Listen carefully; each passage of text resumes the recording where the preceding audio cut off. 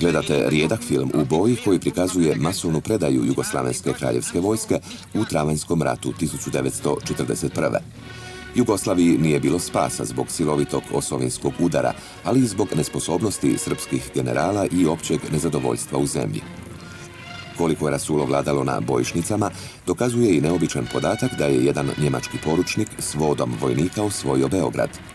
U općoj pomutnji 9. dana rata, 15. travnja, kralj Petar II. I većina njegove vlade pobjegli su iz zemlje i preko Grčke i Jeruzalema stigli u London. 2 dana poslije Jugovojska je bezuvjetno kapitulirala.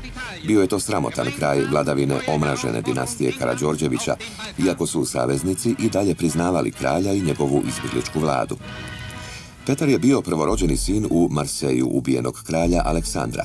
Za njegove malodobnosti vladalo je trojno namjesništvo kojem se kao čelni čovjek nametnuo knez Pavle.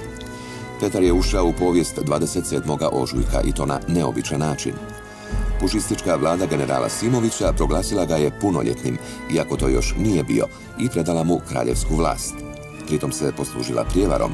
Navodni kraljev proglas na radiju je pročitao neki časnik oponašajući Petrov glas. Mladi je kralj ubrzo izišao iz povijesti. U okruženju velikosrpskih političara dugo je i naivno vjerovao da će se uz pomoć saveznika vratiti na prijestolje. U toj se ispraznoj nadi oslanjao na četnike Draže Mihajlovića, koji su, umjesto da se bore protiv Njemaca, provodili zločinački plan etničkog čišćenja nesrpskih naroda. Usprkos svemu, Petar je bio radoviđen gost u Londonu i Vašingtonu.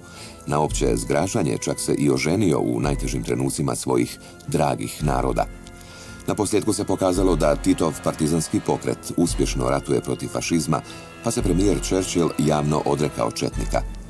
Kralja je prisilio da prenese svoje ovlasti na namjesništvo, kako bi se formirala nova, jedinstvena vlada u kojoj su prevladavali Titovi komunistički sljedbenici. Sudbini kralja bez kraljevine već je 1943. presudio Avnoj, a ustavotvorna ga je skupština pod kraj 1945. i formalno zbacila s prijestolja, proglasivši republiku.